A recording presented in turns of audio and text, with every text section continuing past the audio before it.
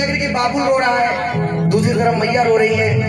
वो भाई जो टॉम एंड जेरी की तरह पूरी जिंदगी लड़ाई किया, रिमोट से लेकर के सोफा सेट में आके बैठने के लिए, कपड़ों से लेकर के माँ का दुलार ज्यादा पाने के लिए, जो पल पल में लड़ता है। जब उससे को भैया कैसी लग रही तो कहता चुड़ैले तो लग रही है।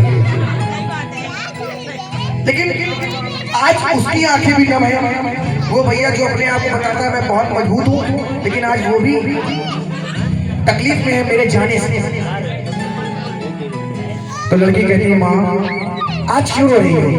जिंदगी भर तो तुमको ताना मारने से मुझे फुर्सत नहीं मिली। जिंदगी भर कहा है कि जब मैं 2 घंटा ज्यादा सो जाऊं, भैया रात में 2 बजे लौट के आता था, तुमने कभी सवाल नहीं किया कि 2 बजे रात कहाँ से आ जाऊं।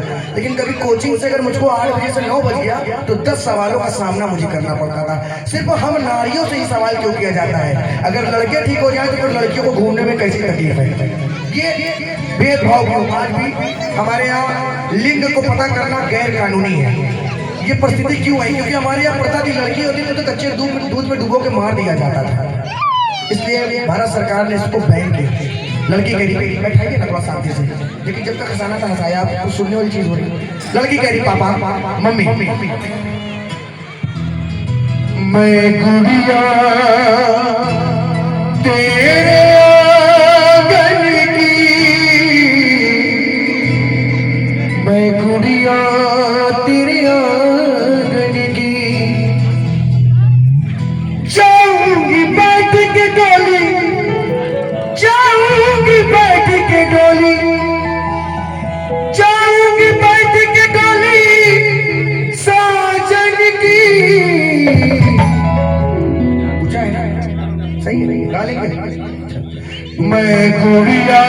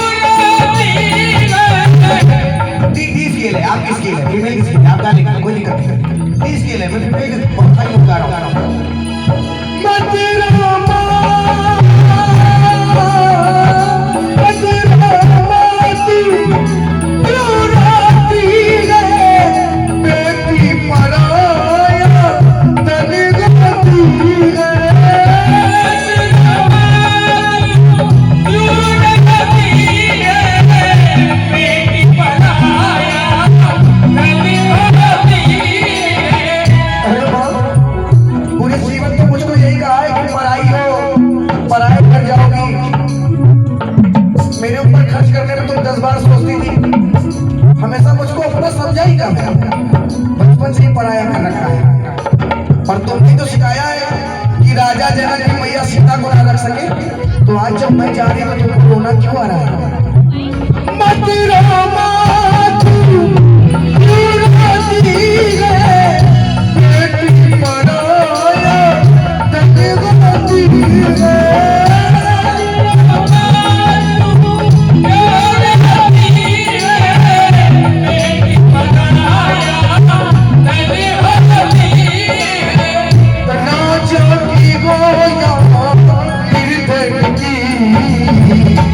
मैं गुड़िया तेरे आदत की, मैं गुड़िया तेरे आदत की। अच्छा ये बताइए, आप लोगों को अच्छा लग रहा है? कितने लोग सुनना चाहते हैं? एक बार ईमानदारी से, कोई जबरदस्ती नहीं है, क्योंकि गाने का आनंद तभी जब आप सुनना चाहते हैं, लेकिन रोइए नहीं। हालांकि भाव आ ही जाते हैं जब अपनों की बात हो, बाकी सब सपने होते हैं अपने तो अपने ही। थोड़ी देर बाद देखा कि पापा कहीं कक्षा ओढ़े आंसू को पोंछ करके बार बार आ जा रहे हैं। हाँ ऐसा करो, देखो देह के समान लगा अपने आप को बिजी कर रहे हैं। पापा पास जाती बेटी, बेटी पापा आपने शुरू से मुझे शेरनी वाला प्यार दिया, अगर भैया के पीछे किसी ने मेरे लिए झगड़ा किया तो उसके बाप किसी बात कोई नहीं किया, क्योंकि मैं अपने आप को अपनी पापा की परी नहीं हूँ, मैं पापा की शेरनी हूँ। एक ताली अपने अपने पापा को देगा। लेकिन पापा सोचो ना, अगर आप भी हिम्मत हार जाओगे तो मम्मी को कौन संभालेगा? अब तो जब आप लौट के आओगे तो आपको एक गिलास पानी देने वाली नहीं मिलेगी, ठंडी में जाओगे तो आपको शॉल उड़ाने वाली नहीं मिलेगी, बीपी हाई होने पर दवा देने वाली नहीं मिलेगी। लेकिन पापा अपना ख्याल रखना, क्योंकि मैं मायके में रहूँ या न रहूँ, मेरी परछाई मेरी यादें सदा रहेगी। लड़की पापा से कहती, पापा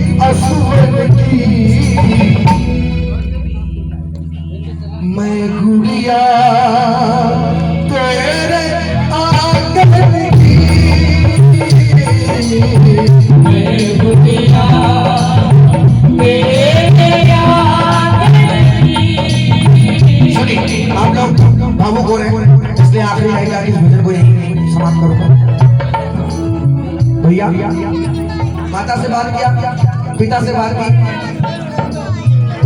और हाँ दीदी जब तक शादी कहीं नहीं किया तब तक तो एहसास नहीं हो, लेकिन हाँ शादी करने के बाद ये जरूर लगा कि बहन, एक लड़के के पास गर्लफ्रेंड हो या ना हो, एक बहन का होना बहुत जरूरी है। एक तालियां जोरदार बजाइएगा।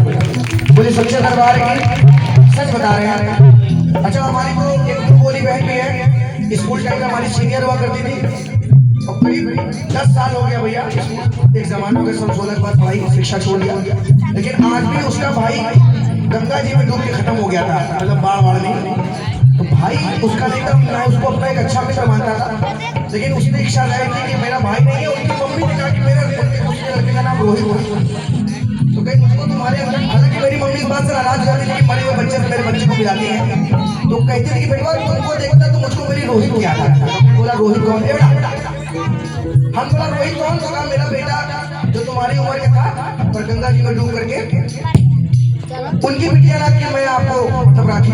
आज 10 साल हो गए उस रिश्ते को, और 10 साल से चाहे भाई दूज हो, इस समय दिल्ली में MBA कर लिए, नौकरी कर ली है, लेकिन एक मुंह बोले भाई को रक्षा सूत्र बांधने के लिए चाहे फ्लाइट से आना पड़े, पर दिल्ली से गुड़गांव से सफर करके इलाहाबाद आती है, और पिछले 10 सालों से राखी बांधती है। और आपको मैं बता नहीं सकता कि शायद सगा भाई होता तो इतनी इज्जत न मिलती जितना मुंह बोला होने के बाद यूज करने। आप लोग तो अच्छा नहीं, वहाँ मैंने जागरण किया, लेकिन वहाँ तब उतनी, चलिए अलग बात होगी। मैं बताना ये प्रयास करूँ कि बहन भाई का रिश्ता, अरे द्रौपदी ने एक हाथ रहे तो कन्हैया नहीं आएगा, लेकिन जब दोनों हाथ रहे का लाज बचाने वाले इतनी साड़ियां बता दी कि साड़ी खींचने वालों के हाथ थक गए। बहन कहने की भैया मैंने तुमसे झगड़ा जरूर किया है, लेकिन जब कभी मम्मी पापा नहीं होंगे आगे चल के, तो मेरे पति से, मेरे सास ससुर से यदि कभी कोई बात हुई तो मैं ताव देकर कहूँगी कि अभी अपने भैया को फोन मिला दिया। तो जैसे द्रौपदी की लाज बचाने के कन्हैया आया, वैसे मेरी लाज रख लिया जाए। तो बहन से भाई से कहने लगती है, भैया भैया मैं तेरी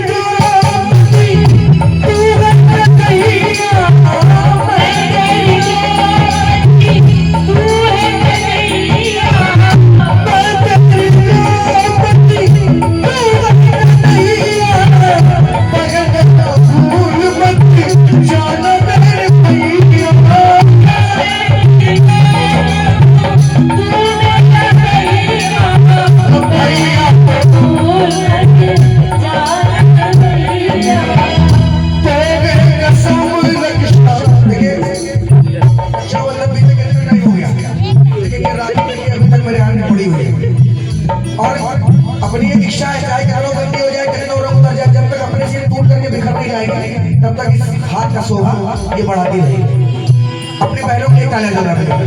अच्छा, बहन कह रही कि मैं तेरी द्रौपदी, तू मेरा कन्हैया, और बहिना भूल मत जाना मेरे भैया। तोगे कसम रक्षा बंधन की,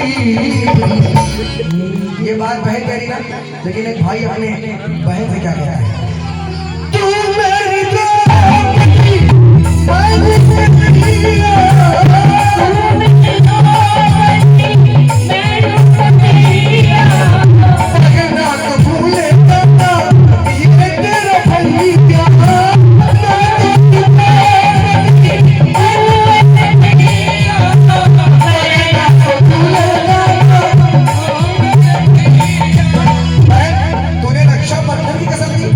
रक्षाबंधन आता है किसमें? सावन में।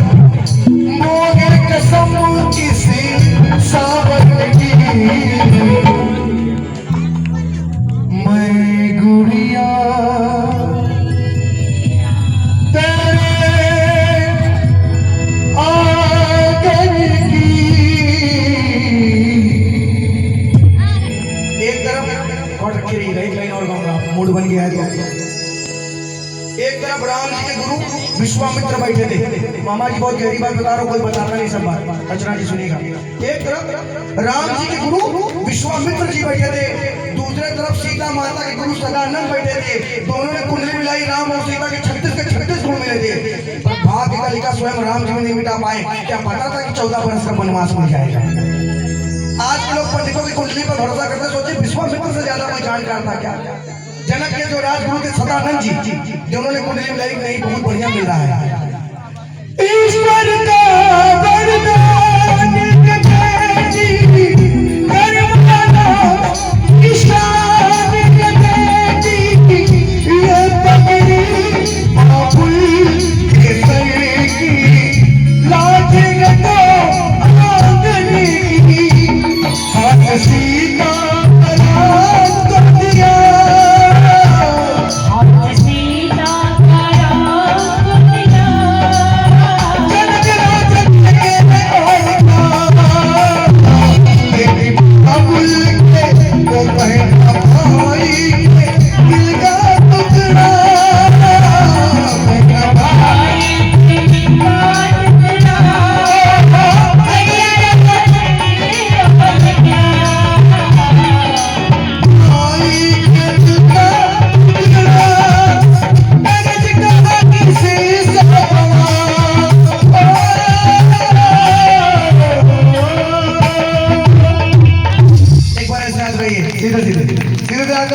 और अगर अच्छा लगा हो तो बेटी विदा होकर जाती है। मैंने विदाई की बात बताई थी ना कि पापा से करिए अब जा रही हो नहीं, लेकिन देखिए बेटी जाते जाते क्या कहने, बढ़ाओ वजह से बाबुल जो तुमने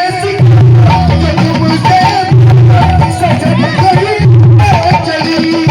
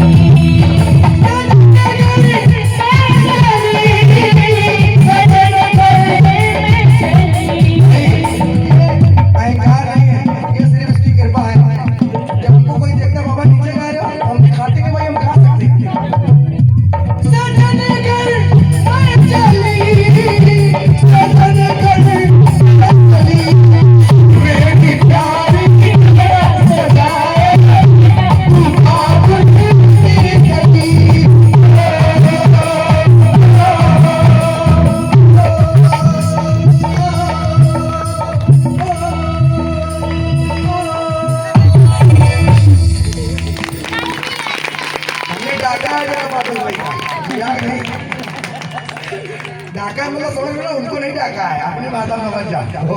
बोलो सच्चे दरबार की, ये हमारे बाबूजी की तरफ से